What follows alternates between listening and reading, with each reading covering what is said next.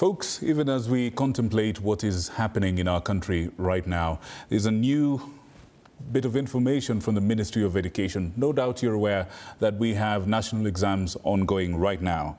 We just received a letter for immediate release from the Cabinet Secretary for the Ministry of Education, and apparently the Ministry of Education wishes to inform the public that the declaration of a public holiday tomorrow does not interrupt the ongoing KCSE examination papers scheduled for Friday, 1st of November 2024. And therefore, all the members of the multi-agency exam administration are reported, or rather instructed, to report to work as usual to make sure that the exam activities across the day are well executed. Once again, it has been gazetted that tomorrow, Friday, November 1st, is a public holiday to facilitate the swearing in of the Deputy President designate. But the Ministry of Education says this does not mean that the KCSE examinations stop. All right, I hope that's clear, folks. Now, we have a conversation about what's happening in our country right now, and here to help us kind of understand where we are and how we got here and what we can make of the things that are happening are my guests tonight. I start on the far end. I would like you to, ladies and gentlemen, meet Mr. Desire Njamweya, right? Am I saying it properly? Desire Njamweya. Karibu sana. Thank you. Would you tell us a little bit about what you do, real quick? I'm an advocate of the High Court, a public law and governance expert. Karibu sana. Thank you. Next, we have Madam Hellen Atieno. Karibu sana. Thank you very much. A little bit of what you do? I'm a practitioner in business development and also a little bit on sustainability and foreign FDIs, foreign investments as well. Oh, excellent. Yes. Oh, excellent. Karibu sana. And last but obviously not least, we have Mr. Kinyua Machina. Yes. Karibu sana. Thank you for having me. A little bit about what you do for this great country. I'm an advocate of the High Court of Kenya, specializing in litigation. All right, all right. Now, clearly, you guys have been looking at what's been happening in the country. First of all, I just need maybe just high level, on the top level, what your insights or what your opinion is on what's happening. Let me ask, start with you, Mr. Desire. Where were you when you received this news? When you know the rest of the country was glued to the TVs, but where were you, and what did you make of that moment at about 3:45 or 47 p.m. this afternoon when the judge made that ruling, and instantly all TV stations went to breaking news? A change has happened. What do you make of it? Where were you, and how did you make of all this? Actually, I was in the office. I was following the proceedings from my office. And it was quite interesting because, as we have said, it was giving the nation an opportunity to expound and to test the flexibility and the bounds of our Constitution. And therefore, it was exciting to see the judges try and straddle around with the balances of power and the question of balancing protection of human rights, fundamental human rights.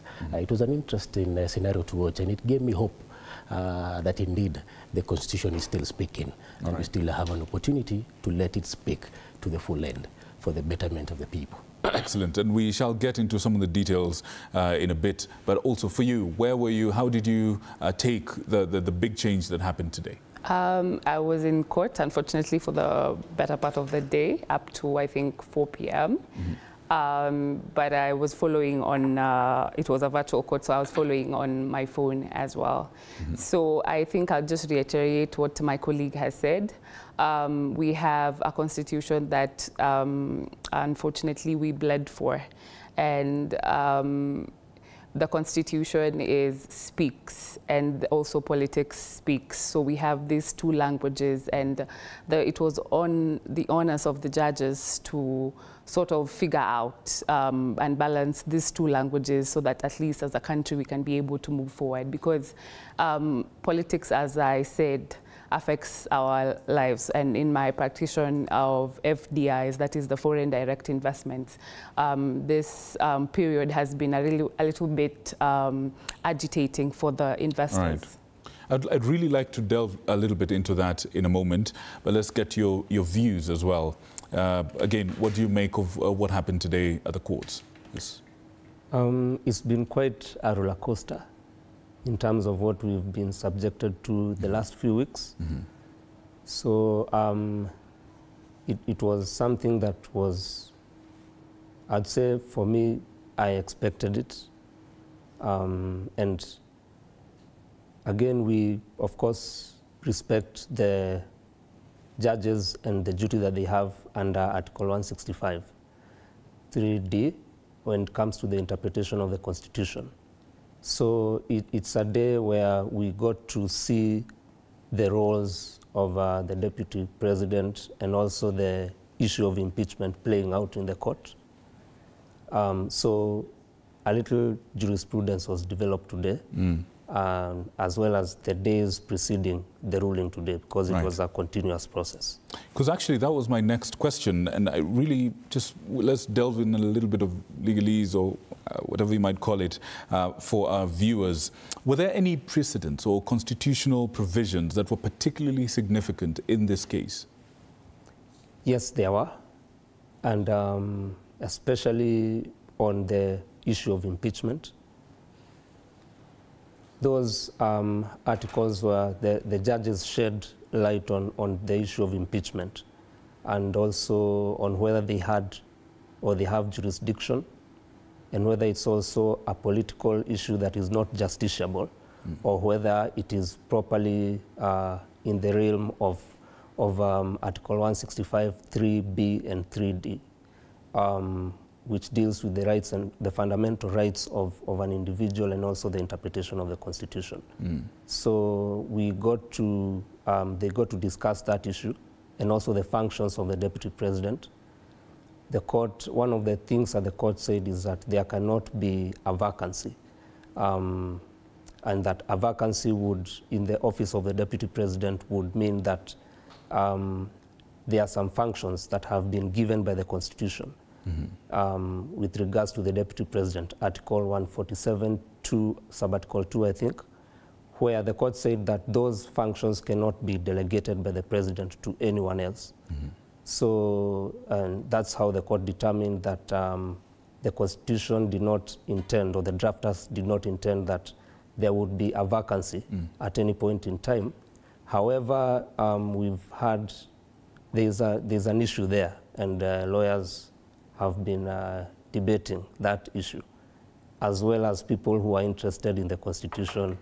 There's the issue of the 74 days after a Deputy President or a President is impeached.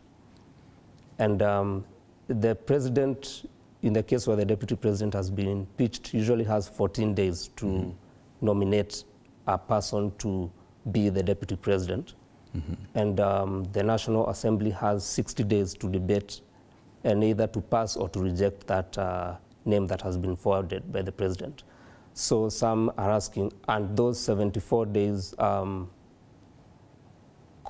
anticipated, it's clearly anticipated that there will be a vacancy within those 74 days. So there is that. But as we say in law, we'll always discuss and give the merits or demerits of a certain decision, but we'll respect it as a decision of the court. I see, I see. Wakili, you did mention something quite interesting. You talked about, pardon me, but what seemed like a clash or a tussle between the political and the legal, or something. You said politics and the law were bouting today. Tell me who won, and why do you think that is so? I don't think there's, in these processes, there's either a winner or a loser, because what we're taught in law school is that in as much as we say, I've won the case, you've not really won the case, you've just proved it beyond reasonable doubt, or proved it on a balance of probabilities. So today was on either the law or the politics was supposed, this whole entire process was either the law or the politics to prove itself on a balance of probabilities. And I will just speak on, this is the first time a Deputy President is being impeached. So being a first time, it will be a precedent for the impeachment of future presidents. deputy presidents, that is, or it will be a president in the impeachment process. So there are certain issues that had been brought to the fore in terms of the time, because the Senate was rushing against time, so that there's no court order that can bar the Senate from conducting its official duties.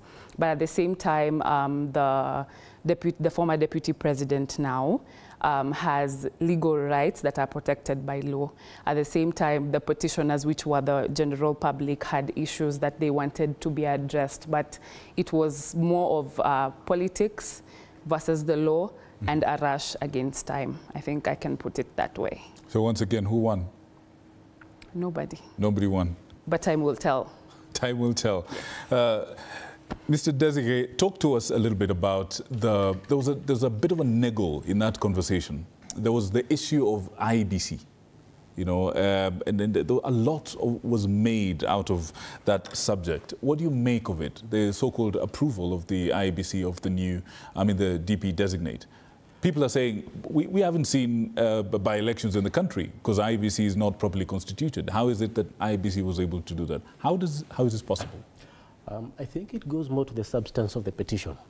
The key question would be whether the voting under Article 148 is an election in itself. That is the voting of a nominee by the National Assembly under Article 148. I think that is one of the significant questions. And then number two is the provisions of Article 137 in terms of the vetting of the nominee, in terms of qualification of a candidate to be a deputy president. That is where the whole question is coming in, that it is the IEBC that has the mandate to ascertain the qualification of an individual to be nominated as a deputy president. And in this case, there was proof that the presidency consulted the IEBC, which doesn't have commissioners. And therefore, whether that process of vetting a nominee is an administrative mechanism that can be discharged by a secretariat of a constitutional commission, or it is a policy function that is supposed to be discharged by commissioners of IEBC. So I think that is a that is a legal question on that particular issue.